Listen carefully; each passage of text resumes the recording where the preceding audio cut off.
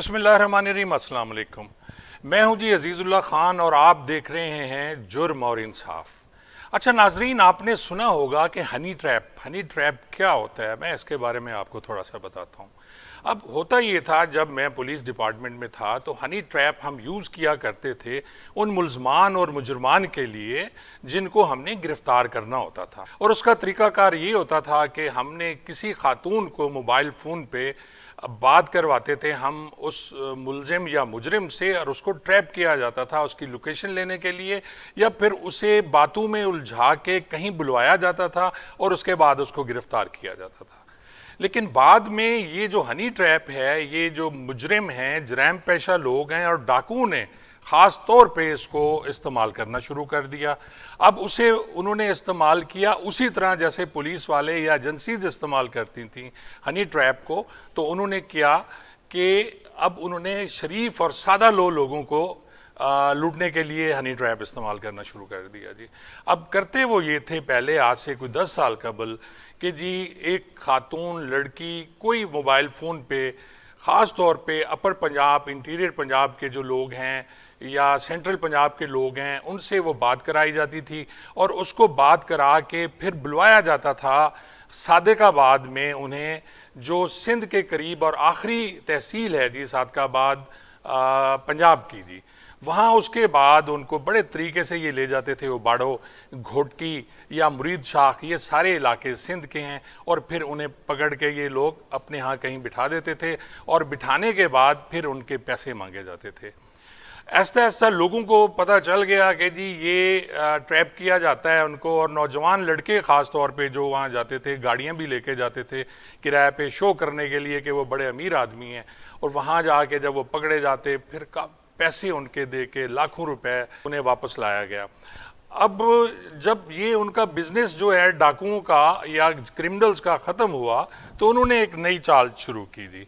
नाज़रीन, उन्होंने ये किया कि जी ट्रैक्टर लेने के बहाने, गाड़ियां लेने के बहाने या कारें लेने के बहाने उन्होंने फिर ये काम शुरू किया, और इंटरनेट का उन्होंने इस्तेमाल किया, व्हाट्सएप का इस्तेमाल किया, फेसबुक का इस्तेमाल किया, और उसके बाद इन्होंने ये सब कुछ लगाने के बाद एक नंबर दे दिया जाता था व्हाट्सएप का, फेसबुक पे ख़ास तौर पे, और गाड़ियों की तस्वीरें, ट्रैक्टर की तस्वीरें वहाँ लगा दी जाती थी, और वहाँ फिर लोग गए और उन्हें ट्रैप कर के वो अपने पास रख लेते हैं, और उसके बाद उनके लाखों रुपए वसूल करते हैं। इनका जो लमसम ये शुरू करते हैं वो करोड़ों रुपए में होता है, और आखिर में किसी का 20 लाख, 30 लाख, 40 लाख। और ये नाजरीन, सबसे जो ख़तरनाक बात ये है कि जी उनकी वीडियोस बना के तशद्दुद की वो उनके घर वालों को भिजवाई जाती हैं, और फिर कहा जाता है कि इन्हें फायर मार दिया जाएगा। तो इस तरह ये जो तशद्दुद करके उनके फिर उनकी वीडियोस बना के और पैसे वसूल किए जाते हैं। अच्छा नाजरीन, अभी कुछ अर्सा कबल, कुछ 4-5 दिन कबल यहाँ होता है जी कि जी 9 ढोल वाले, ये जो शादियों पे ढोल बजाते हैं, वो भी इनके सितम से महफूज नहीं रहे। उन्हें बुलवाया गया, ये चन्योट के रहने वाले हैं जी 9 लोग, इन्हें कहा गया कि जी वहाँ शादी है, बहुत बड़ी शादी है कश्मीर के इलाके में, आप लोग वहाँ आ जाएं और आपने शादी पे आपको बड़े पैसे मिलेंगे। तो ये जो ढोल वाले हैं नाजरीन, ये वहाँ पहुँचे और फिर उन्हें वहाँ बिठा लिया गया, अपने उसमें रख लिया गया, और उनकी फिर एक ऑडियो आई है जो कि मेरे पास मौजूद है, और वो हम आपको सुनाते हैं। आप ऑडियो सुनिए।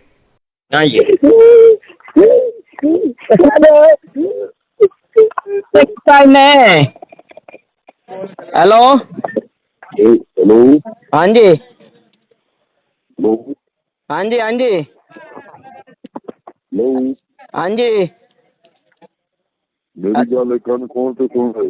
जी हेलो, जी जी सुनते पे हैं तेरे बंदे मैंने अगवा की है, ठीक है ना? आवाज आ रही है मेरी? जी, आ रही आ रही। मैं इसका 1 करोड़ रुपया मांग रहा हूँ कल तक। अब मुझे पैसे चाहिए, किसी के पास नहीं जाना, ठीक है ना? अगर कल तक आपने कुछ नहीं किया, अगर आपने किया, पैसे नहीं दिया, बंदों को दूंगा मार। अभी इन लोगों को जोत मारा है, सिर्फ अभी इसमें मिनट कीजिए। एक छोटा बच्चे के साथ, इसके लिए मैं इनको कॉल आपसे बात करेंगे। भाईजान, हम बहुत गरीब आदमी है, कसम से कसम ले लो, हम बहुत सारा कुछ पता है हमें, कितने आप गरीब हो, अभी बातें करोगे तो एक लाख देता हूँ आपको। ठीक है ना? भाईजान फिर आपकी गुर्बत हम बहुत नहीं गरीब लेके आदमी है, बहुत गरीब आदमी है। यार गल करे ना पैंदा पैसा न मार छड़ना, गल करे ना हेलो। मैं ये कह रहा हूँ कि आपको हाँ ना वाली बात करो, पैसे देगा या नहीं देगा, सिर्फ ये बात करो, दूसरी बात छोड़ो। ठीक है ना? आपको कितने भाई, हम आपको पैसा देगा, कितने आप पैसा लेगा? हम 1 करोड़ चलेगा आपके 100 बंदे। ठीक है ना? 1 करोड़। जी जी, अगर आपने कोई देरी की या कोई इधर उधर किया तो बंदे आपके पास खाली लाशें भी नहीं आएंगी, वो भी हम दरिया में फेंक देंगे। ठीक है ना? हम आपकी बात सुन रहे हैं, हम आपकी एक की हालत अभी भी सीरियस है, 1-2 बंदे आपके अभी भी जख्मी हैं, पड़े हुए। बेशक अगर बंदों से पूछ लें इनकी हालत खराब है, अगर उसने मिन्नत की कि मेरी बात करो एक दफा, मैं उनको कल से कहता हूँ। अगर हाँ, आपके पास नहीं है तो वो बात करें कि मेरे पास नहीं है, तो हमारी बात उससे कराओ, जी, हमारी बात उससे कराओ। किससे बात करोगे? कौन सा नाम है उसका? अंसर से। हाँ अंसर हो।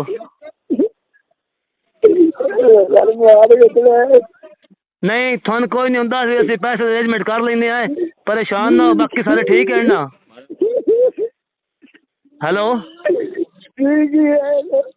हाँ मुश्ताक को ही। हेलो मुश्ताक को ही, मुश्ताक हो हला मुश्ताक को ही है ना? हम मुश्ताक ने मेरी गल करा।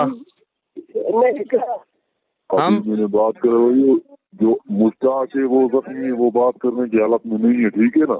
अच्छा आप बस ये इसकी बात करवाइए, मिन्नत की थी मुझे कि मेरी एक दफा हम बात पैसे का रेज करता है, ठीक है ना? हम पैसे का रेज करता है, ठीक है ना? इनको जो है ना, बात कर पाइए। दूसरा क्या नाम है आपका? ये बात कर रहे हैं। हाँ जी कौन बोलता पे? की किता इन्हें सवेर बोलता पे? नहीं मारदा सी पैसे अरेंजमेंट कर दिया, परेशान हो नहीं थोड़ा मार दो। ठीक है ना? अस उन्होंने गल एग्री कर छड़ी, परेशान असि यार थानू पैसे दमी दिशा करके तेन कुछ नहीं दे, परेशान ना उन्होंने गल मैं करदा, मेरी गल करा तू उस नालों, उसने मेरी गल करवा, तू गल करवा।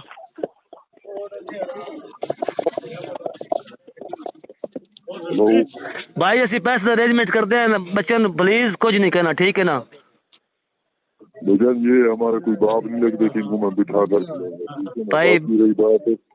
पैसे की बात करो, टाइम बताओ। मैं अभी नंबर बंद कर दूंगा, टाइम बताओ। कल भाई नंबर आप हमको कल रही 7 बजे कॉल करनी सुबह। ठीक है ना?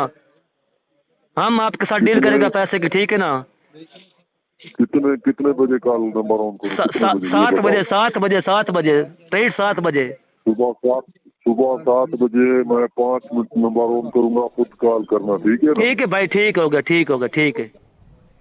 अच्छा नाजरीन, आपने ऑडियो सुनी। अब इसमें देखिए कि कितना जुल्म कर रहे हैं ये जो लोग हैं, और इमोशनल ब्लैकमेलिंग की जाती है उनके वर्सा के साथ, कि फ़ोन कॉल पे उनके पे तशद्दुद करके फिर उनकी आवाज़ें सुनाई जाती हैं ताकि पैसे दिए जाएं। अब 1 करोड़ रुपए की डिमांड उनसे की गई है। अब मैं हैरान हूँ कि 1 करोड़, वो गरीब लोग जो ढोल बजा के शादियों पे वो पैसे इकट्ठे करते हैं, वो 1 करोड़ कहाँ से देंगे? और ये चौथा 5वां दिन है और ये अगवा हुए हैं, और आज तक अभी तक इनकी वापसी नहीं हुई, अभी कोई मुकदमा भी दर्ज इनका नहीं हुआ। और नाजरीन, अभी की जो मेरी इन्फॉर्मेशन है कि ये जो है जी एक राहत शहर है, ये रहता है जी सिंध के इलाके में, ये कच्चा रोती है। वहाँ अभी लास्ट जो खबरें हैं जो मुझे पहुँची हैं वो ये है कि वहाँ ये मौजूद हैं, लेकिन ये सारे एरियाज़ जो हैं नाजरीन, ये नो गो एरियाज़ हैं। अब वहाँ पुलिस नहीं जा सकती। और मैं आपको ये भी कहूँ कि ये वो राहत शहर है जहाँ कुछ दिन कबल आपको याद होगा कि एक डीएसपी सिंध पुलिस का, 2 एसएचओ और 2 उनके जवान शहीद हुए थे। और अब इनके खिलाफ पूरा एक भरपूर ऑपरेशन भी किया जा रहा है, जो कि अब कहा यह जा रहा है कि ये सिर्फ राहत शर के खिलाफ नहीं है, बल्कि पूरी जो शर कौम है, जो क्रिमिनल्स हैं उस एरिया के, उन सब के खिलाफ ये अभी ऑपरेशन किया जा रहा है। अब देखिए क्या होता है, क्या पुलिस इन मजलूम लोगों को बरामद करा पाएगी? नाज़रीन, अभी हम लेते हैं एक छोटा सा ब्रेक, और इस ब्रेक के बाद फिर हम बात करेंगे आपसे जी।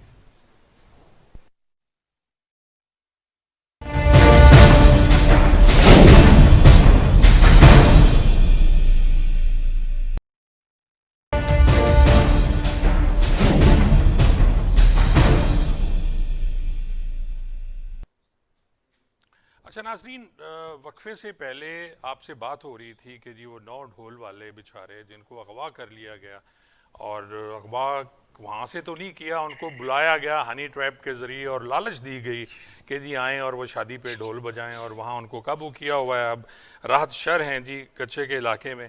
तो इस सिलसिले में आज हमने दावत दी है जी जनाब नसीर वागा साहब को। नसीर वागा साहब दिफाई तजिया निगार हैं, और उनकी बहुत गहरी नज़र है, ख़ास तौर पे ये जो कच्चा का एरिया है या जितने भी इस टाइप के प्रॉब्लम्स होते हैं उस पर ये बात करते रहते हैं। और दूसरे हमारे जो ऑनरेबल गेस्ट हैं हसाम दुरानी साहब हैं, वो भी इसी जर्नलिस्ट हैं और एक निजी चैनल से वाबस्ता हैं।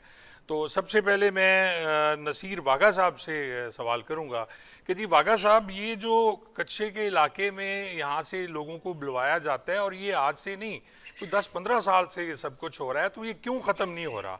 आप क्या समझते हैं कि इसकी क्या वजह है? खान साहब, बात यह है कि देखें, ये बिल्कुल जिसे कहते हैं ना कि हुकूमत को एक चैलेंज करने वाली बात है, हुकूमत की रिट को चैलेंज करने वाली बात है। और ये बहुत बड़ा सवाल है कि अगर पाकिस्तान की ही टेरिटरी के अंदर इस तरह के कानून को तोड़ने और पुलिस को और लॉ एंड ऑर्डर को चैलेंज करने वाले लोग अभी तक मौजूद हैं, और वो कितनी दीदा दिलेरी से आज तक कई वाकयात कर चुके हैं। अभी जो चंद दिन पहले ये वाकया जिसका भी आप जिक्र कर रहे थे कि इन्होंने ढोल बजाने वाले जो गरीब लोग थे उनको उन्होंने वहां अगवा किया और उनको अपने एरिया में ले गए। असल बात यह कि देखें, पुलिस उन इलाकों में आपने देखा होगा कि बसों में और हर जगह ऐलान कर रही है कि कोई भी शख्स इनके ट्रैप में ना आए। इस तरीके से ये कई तरीके आजमाते हैं, ये जो अगवाकार हैं और ये जो डाकू हैं कच्चे के, और लोगों को ये हनी ट्रैप में लेके आते हैं कि जी आप किसी तरह से हमारे हथकंडे में आ जाएं, और फिर उसके बाद ये पैसों का मुतालबा करते हैं। और कानून तोड़ना तो छोटा सा लफ्ज है, बहुत बड़ा, यानी इन्होंने पुलिस के साथ इतने मुकाबले किए, इन्होंने पुलिस की जो एक बख्तरबंद गाड़ी है वो तबाह किया। आप ये देखें कि पुलिस जो कानून से बड़ा तो कोई भी नहीं है ना, जब अगर वजीर आजम गिरफ्तार हो सकता है, बड़े बड़े आज तक डाकू गिरफ्तार हुए, बहुत कुछ हुआ, लेकिन आखिर वो कौन सी वजह है कि कच्चे के इलाके में पुलिस और इंतजामिया नाकाम क्यों हो रही है? उसकी एक वजह तो मैं आपको बताता हूँ कि बहुत सारे वहां पे जो बाअसर लोग हैं वो इनके ऊपर उन्होंने हाथ रखा हुआ है, वो इनको प्रोटेक्ट करते हैं, वो इनको गिरफ्तार नहीं होने देते। और बहुत सारे इनके मुखबर जो हैं, ये मैं आपको एक बड़ी अहम बात बताने लगा हूं, इन डाकुओं के मुखबर हमारे ही पुलिस के जो छोटे मुलाजमीन हैं उनके अंदर मौजूद हैं। वो बर वक्त इनको इतला करते हैं कि पुलिस की इतनी नफरी है, इतनी गाड़ियां हैं, इतनी गन्स हैं, इतने लोग हैं, उसके मुताबिक वो लोग आगे फिर इनका मुकाबला करने के लिए आ जाते हैं।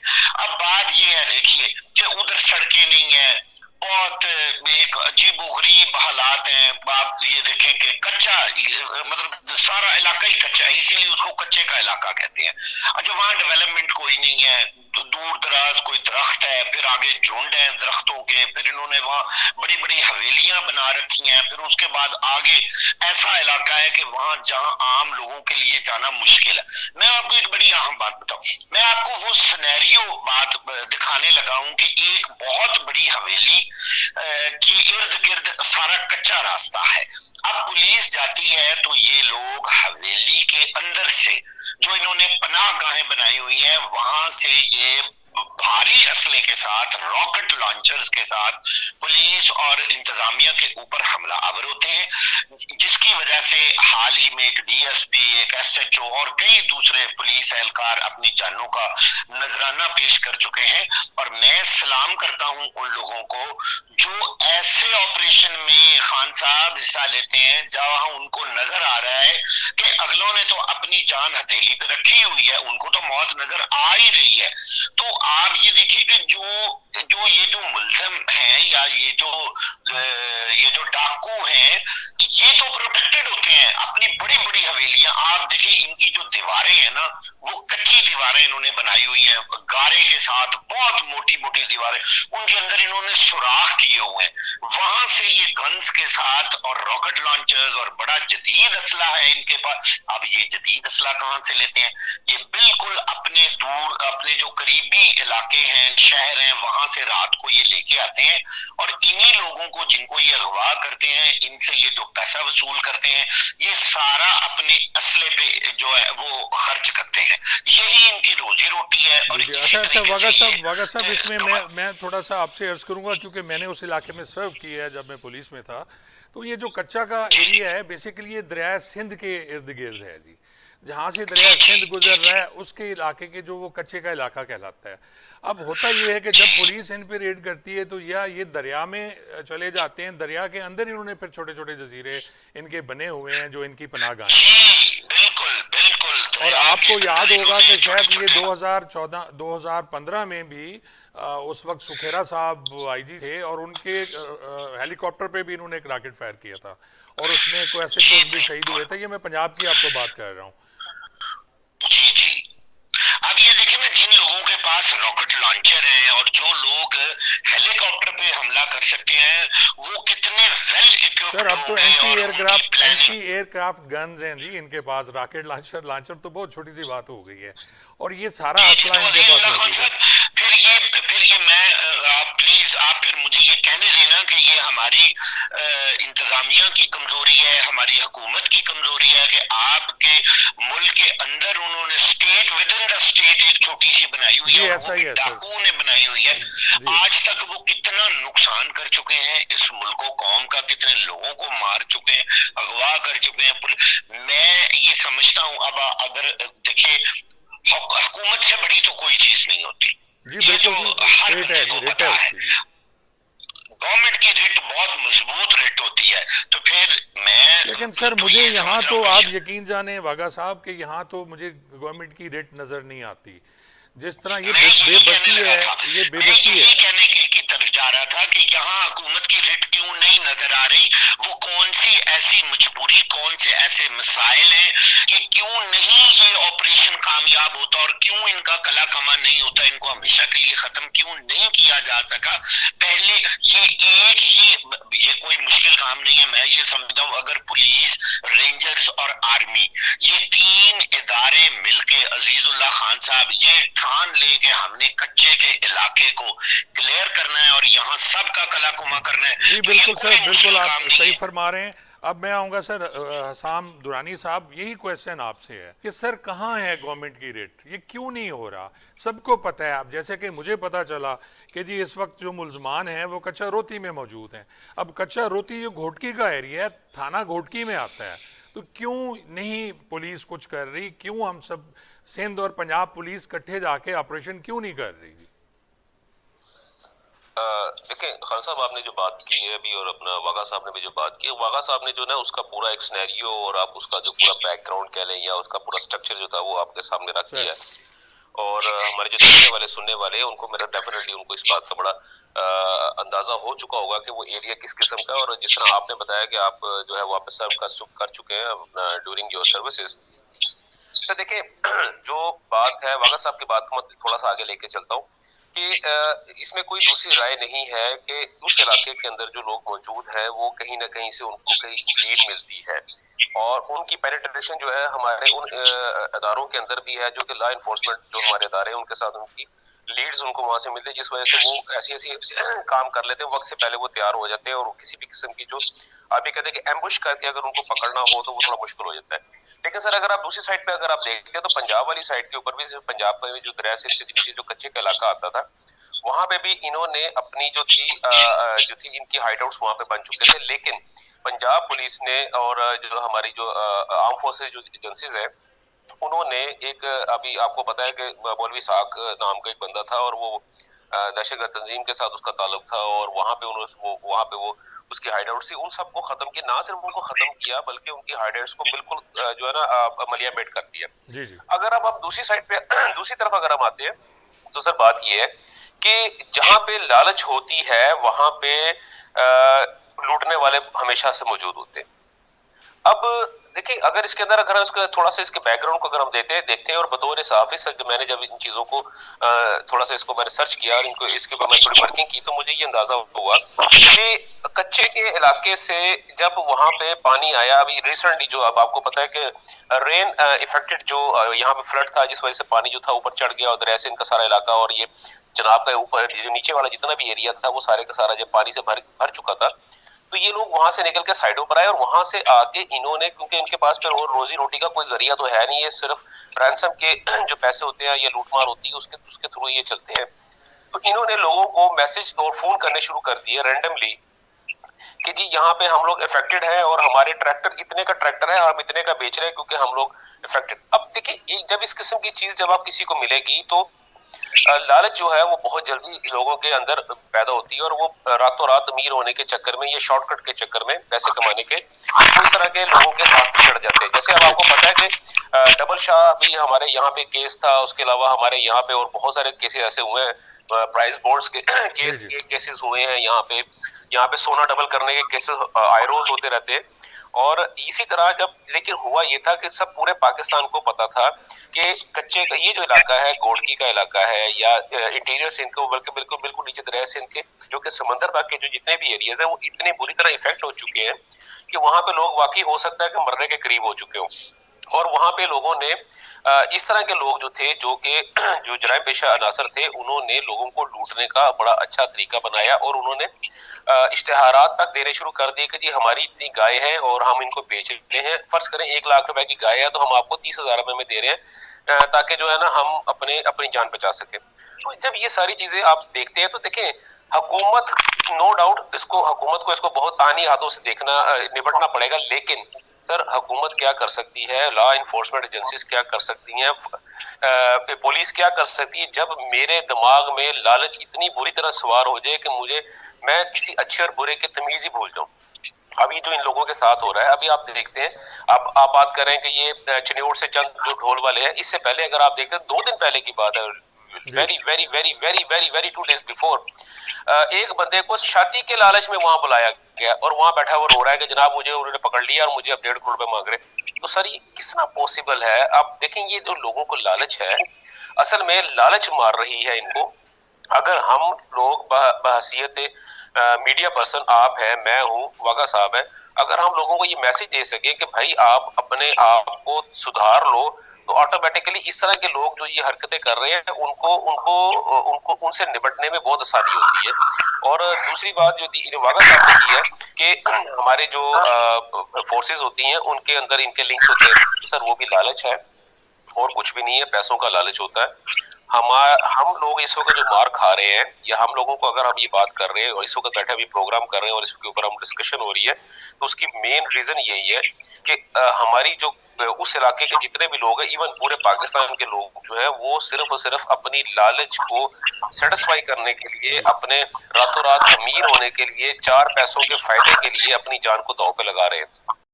That's all. अच्छा सर, ये तो आप फरमा रहे हैं कि जी लालच में ये सब कुछ हो रहा है, लेकिन क्या अगर कोई शख्स लालच में वहां पहुंच जाता है तो वहां वो जाके वो पकड़ा भी जाता है, तो फिर क्या करना चाहिए जी? फिर कौन उसको कौन बरामद कराएगा, कैसे होगा सर ये सब? अभी सर देखिए, प्रोग्राम के शुरू में आपने बात की थी और आपने बड़ी अच्छी बात की कि पुलिस जो है वो मुख्तलिफ कच्चे के इलाके में जाने वाली जितनी भी ट्रांसपोर्ट है, जो पब्लिक ट्रांसपोर्ट है, वो जहाँ पे उसको रोकते हैं और उसको बाकायदा ऐलान करते हैं। जी बिल्कुल, ये दाऊवाला सर एक चेक पोस्ट है, वहां भी ये बाकायदा ऐलान किया जाता है। फिर जो मियांवाली के कुछ एरियाज हैं उसमें भी ऐलान कर रहे हैं, क्योंकि वहां से भी कुछ इस टाइप की सरगर्मियां हैं। जी हमारे हमारे हमारे जो रिपोर्टर्स हैं वो हमें बाकायदा उसकी फुटेज वगैरह भिजवाते हैं जब पुलिस उसकी ऐलान कर रही होती है। अब आप ये देखें कि इतना कुछ होने के बावजूद, लोगों को एजुकेट करने के बावजूद भी, सर मुझे एक बात बताएं, मैं अगर कच्चे के इलाके के अगर अंदर अगर फर्ज करें 100 जो है वो डाकू मौजूद है और 500 बंदा पूरे पाकिस्तान में से 500 बंदा उनके पास जा रहा है सिर्फ अपने लालच को पूरा करने के लिए, तो क्या पुलिस जो है वो उन 600 बेसिकली अगर आप देखें तो वो एक वक्त के अंदर 600 बंदा वहां पे अंदर घुस रहा होता है। तो सर किस बंदे को रोके, किस तरह लोगों को उनकी चेकिंग कर सके, स्नैप चेकिंग किस तरह हो सकती है? आप एक पुलिस वाले हैं, आपको भी पता है कि सर जो पुलिस है वो उसका काम सिर्फ यही काम नहीं करना, उसने और बहुत सारे उसके पास जो चीजें होती हैं इसमें। और दूसरी बात ये है, जिस तरह पहले बात ये हुई थी कि जी सियासतदानों के साथ और उनकी रवाबत होते हैं और उनके आशीर्वाद होता है बड़े लोगों का, या इस तरह के इन्फ्लुएंसर जो होते हैं उनका आशीर्वाद होता है। लेकिन सर बात ये है कि जब आप जड़ें काटना शुरू करेंगे तो ऑटोमेटिकली जो दरख्त ऊपर फूला फला जिसके ऊपर सिर्फ कांटे उग रहे हैं तो ऑटोमेटिकली वो खत्म हो जाएगा। हम लोग जड़ें नहीं काट रहे बल्कि हम उसकी जड़ों में और पानी डाल रहे होते हैं। अच्छा दुरानी साहब, यहाँ हम लेंगे सर एक छोटा सा ब्रेक, उसके बाद फिर आपसे मुलाकात होती है एक वक्फे के बाद।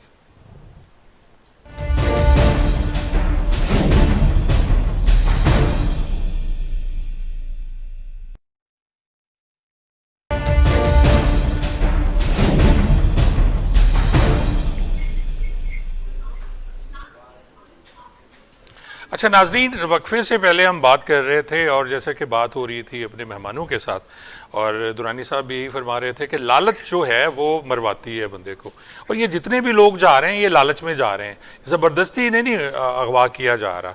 तो नाजरीन अब बातें हैं जी नसीर वाघा साहब के पास। तो वाघा साहब आप ज़रा फरमाएँ कि जी मेरी जो इन्फॉर्मेशन है बीइंग ए पुलिस ऑफिसर, क्योंकि उस एरिया में मैं रहा हूँ, तो गैंग तो ट्रेस हो गए जी। एक रात शर गैंग है, उसके बाद कोई गड्डी कोश है, कोई रखी कोश है, एक जानू इंदड़ आपको याद होगा। जानू इंदड़ वो शख्स है जिसने कुछ अरसा कबल मेरे ख्याल में कि सादकाबाद के साथ एक जगह दौअल है, वहाँ जाके पेट्रोल पंप पे इसने कुछ 7-8 लोगों को मार दिया था, और बहुत ज़्यादा उस पर जो DPO रहीम खान थे उनका ट्रांसफ़र हुआ, फिर जो जनूबी पंजाब के एडिशनल IG साहब थे वो वहाँ गए, फिर IG साहब वहाँ गए, लेकिन ये जानू इंदड़ आज तक नहीं पकड़ा जा सका।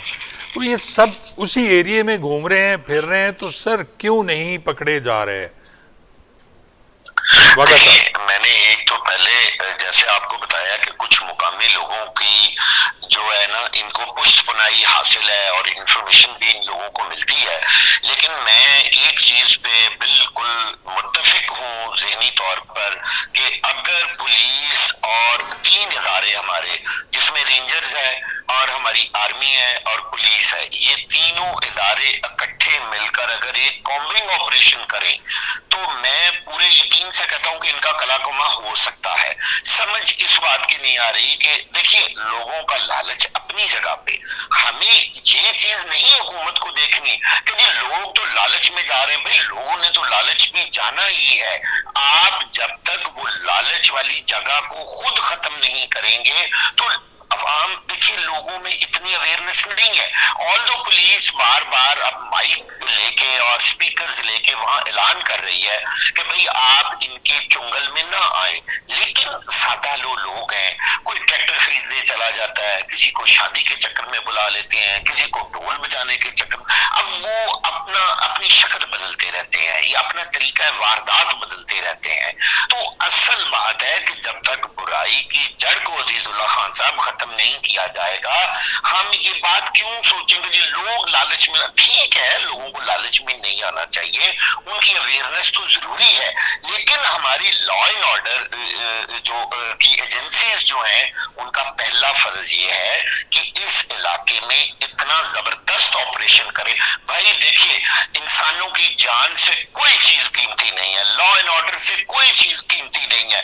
हमारी तमाम फोर्सेस इकट्ठी हो, इनके खिलाफ तो हवाई हमला भी करना पड़े। अच्छा वाघा साहब, मैं दरमियान में आपको इंटरप्ट कर रहा हूँ। देखिए आपको याद होगा छोटू गैंग बड़ा मशहूर था, वो छोटू बखरानी, गुलाम रसूल और छोटू उसका नाम था जी, छोटू गैंग मशहूर था।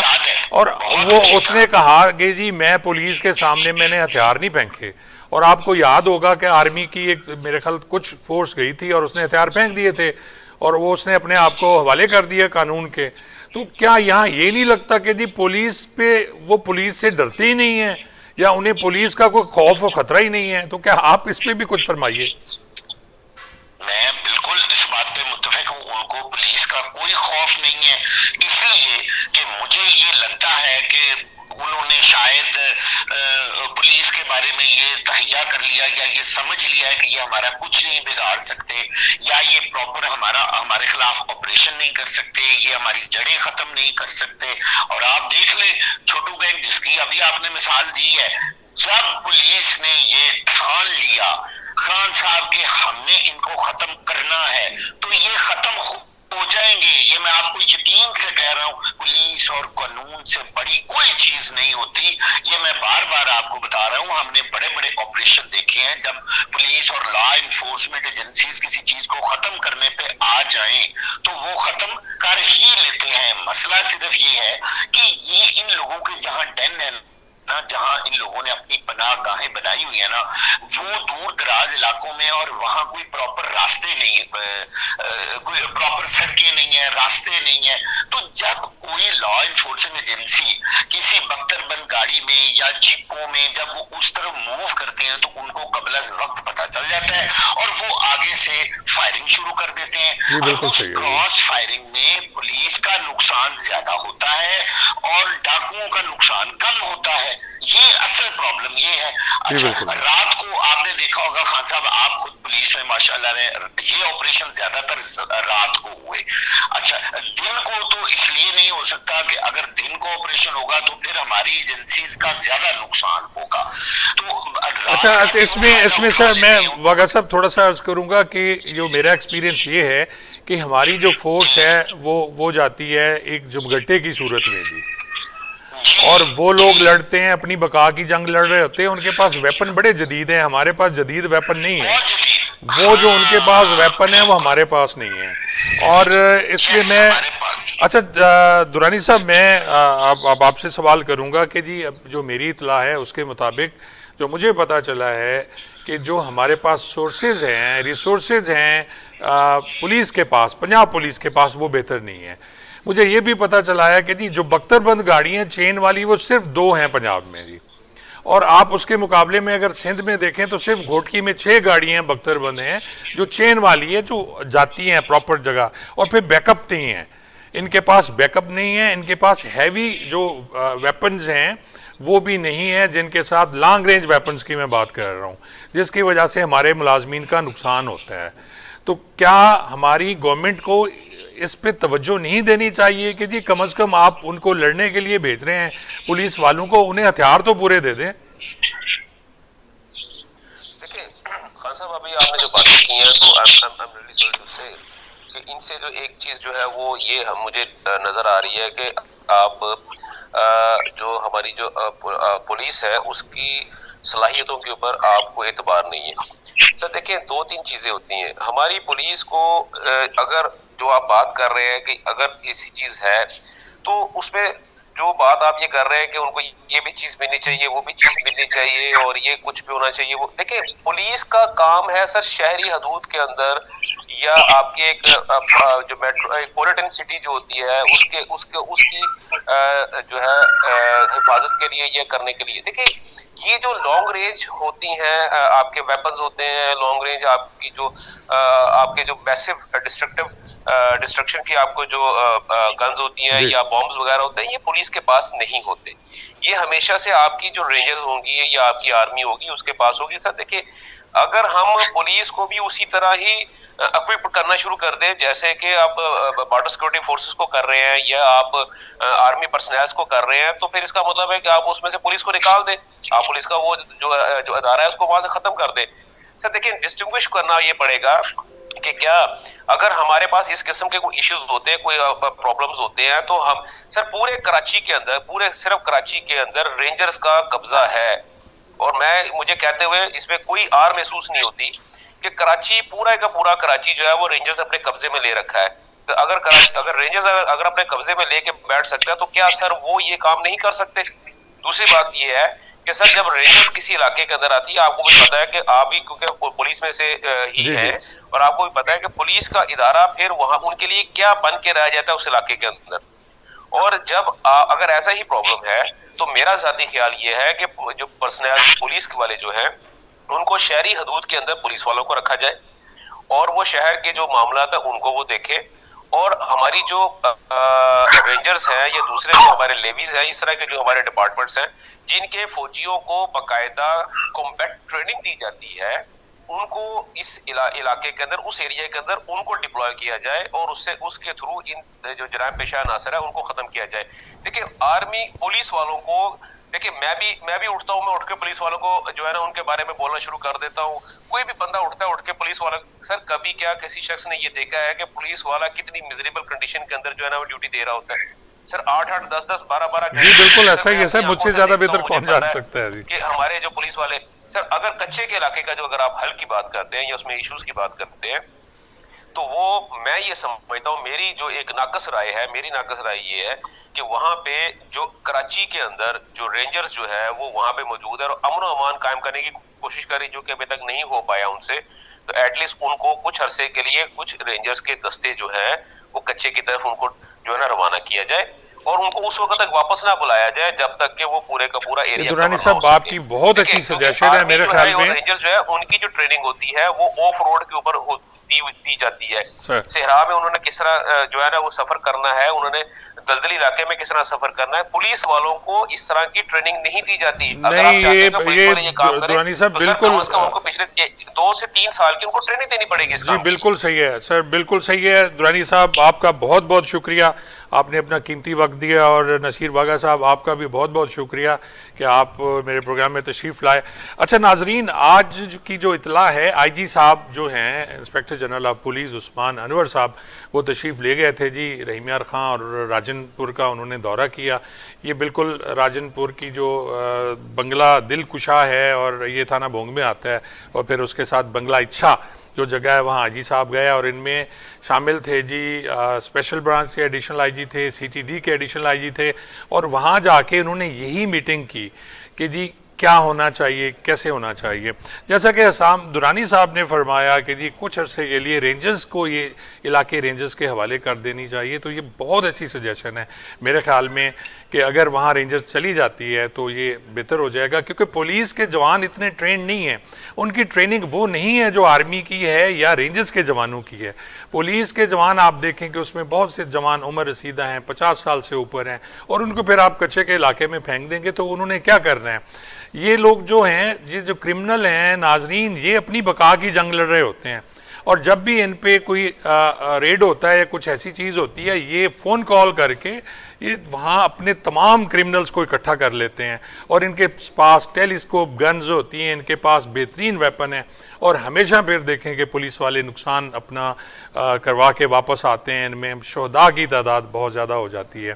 तो मैं ये समझता हूँ कि गवर्नमेंट को इस लेवल पे कम अज़ कम और इन डिपार्टमेंट्स को इकट्ठे बैठ के ये काम करना चाहिए। आईजी सिंध, आईजी पंजाब, और इसके साथ अगर रेंजर्स के जो हैं डीजी हैं, उन्हें बैठ के इस पर इकट्ठे बात करनी चाहिए।